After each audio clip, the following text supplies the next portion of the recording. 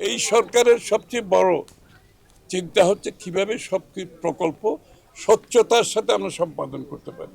কৃষকদের আমরা প্রায় 11-12 হাজার কোটি টাকা মওকুফ করা হয়েছে, কারণ এই লোকগুলোকে আমরা যদি বাংলাদেশের অর্থনীতি এবং উন্নয়নের সুফল এই লোকগুলোকে যদি পৌঁছাতে না পারি, এরাই কিন্তু বাংলাদেশের অর্থনীতিকে পরিচালিত করে। যে যারা বঞ্চিত জনগোষ্ঠী, পিছিয়ে পড়া জনগোষ্ঠী, তাদের স্বার্থ আগে দেখছি, পরবর্তীতে ক্রমান্বয়ে উপরের দিকে নিম্ন আয়, মধ্যবিত্ত, উচ্চ মধ্যবিত্ত, বড় যারা আছে তাদের প্রায়োরিটি পেছনে আছে।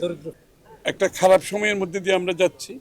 অর্থনৈতিকভাবে দেশ খুব খারাপ অবস্থায় আছে, আপনারা জানেন। এর মধ্যে আবার যুদ্ধ লেগেছে, এর মধ্যে এনার্জি ক্রাইসিস হয়েছে।